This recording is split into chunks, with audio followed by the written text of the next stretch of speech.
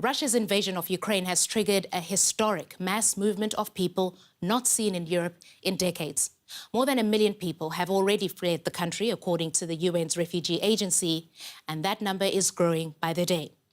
Among those fleeing Russia's bombs are African students studying at universities in Ukraine. According to Ukrainian officials, there were about 16,000 of them before the conflict began.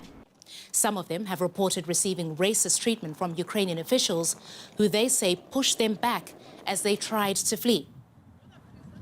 Now, some African students are still in Ukraine and trying to get out, and others are in other European countries. Some have left for Africa, like one medical student who is now safely back home in Ghana. She shared her experience with us. Together again, Priscilla Ajar and her father Samuel after a terrifying week. The fifth-year medical student was studying at a university in western Ukraine when the war broke out. It was very tough. It was horrible. I remember I was shivering, literally, when my school said that, okay, you guys could go home. I was like, which means that the school sees the intensity of it now. There was similar fear back home in Ghana. Her family was closely monitoring events in faraway Ukraine, and not for the first time. The anxiety is a reminiscent of what happened in 2014, because in 2014, my son was also in Donetsk, and the same issue happened, and they had to virtually run from Donetsk to the capital, Kyiv. So when the second one also started from last week, a whole lot of anxiety, emotional trauma, let's put it that way. The entire family was put into that.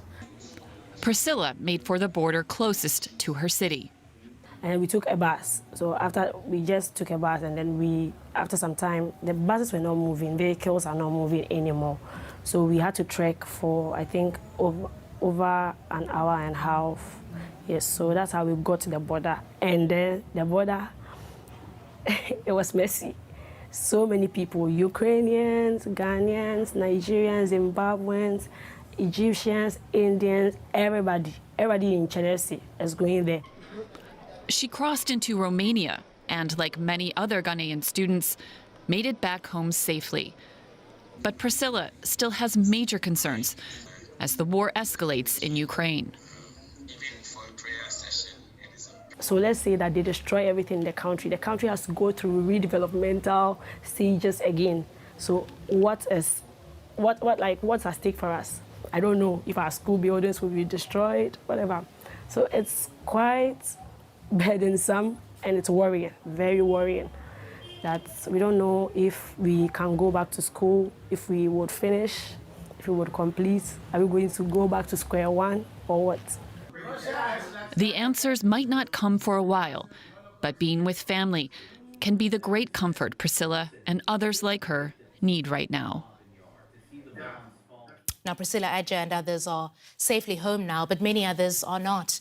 While some have made it out of Ukraine and are now in neighboring countries, there are still some African nationals stuck in Ukraine and trying to get out. Earlier, I spoke to Husseini Umar Madakawi. He's the chairperson of the Nigerian diaspora in Hungary. He was at the border between Hungary and Ukraine. We are here to assist Nigerians, guide them how to get to the city. We brought along with us from Budapest some humanitarian clothes, some winter clothes, and some food items for those who arrived from Ukraine. We help them, guide them from they guided to Budapest, where the arrangement is made from what we hear for them to be evacuated. Husseini, we were hearing or have been hearing accounts of Africans trying to leave Ukraine. They've been reporting that they've been not allowed into trains leaving Ukraine. They say they've experienced racism and ill treatment from Ukrainian officials that are on the ground. Are you still hearing accounts? Is this still continuing to happen as people try to leave Ukraine? Well, we hear about this situation, but we cannot verify it because our job is limited to coming to Hungarian border. What's happening at the Ukrainian border, we have no idea, but we have people calling and making complaints that they are being taken off from the train, from the buses, but we don't know for what reason. Husseini, how many people do you know of that are still in Ukraine and want to get out? What are they telling you? It's very difficult to predict how many people are still in Ukraine because we don't have the actual number of them before now. So all I know that it's not only me, all the executive of NIDO, Hungary, we share our phone numbers. They are calling us, getting to get information on what to do, how to come to Hungary, and what help can we offer them. We tell them what we can do for them. And some parents, of course, out of desperation, they are calling and crying and telling us that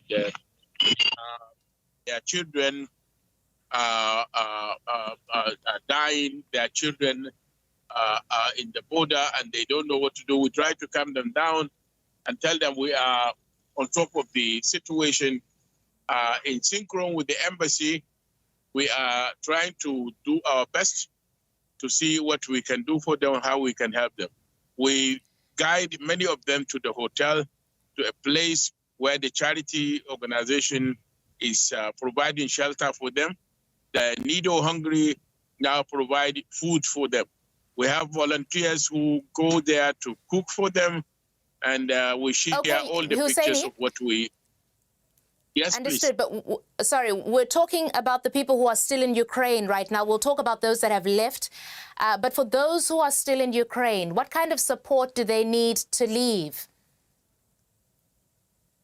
Many of them are on their way. So the question they ask mainly is that which is the easiest border for them to cross. So as I told you earlier, that as they are scattered in Ukraine, in different cities, whichever border is closer for them to go, that's where we will advise to go. So we don't restrict them to come into Hungary because some of them are not closer to Hungarian border. Okay. And for those that have now managed to get out and are now, some are in Poland, Slovakia, and others in Hungary, where you are, what is their situation there? The situation is still chaotic. We're trying to gather them, register them, put them in the hotel. We have charity organizations that offer, including some district counties, offer places for those coming in to accommodate them for a short period of time, and we are just directing them there. That was Husseini Umar Madakawi speaking to us from the border between Hungary and Ukraine. Now, the first group of more than 400 Nigerians evacuated from Ukraine have landed in Abuja. The group comprised mostly of students. They arrived on a government-chartered flight from Romania's capital, Bucharest. They are among 14,000 Nigerian nationals who were known to be in Ukraine before the war began. That's according to the Nigerian Foreign Ministry's figures. Now, it is unclear if and when they can go back to Ukraine.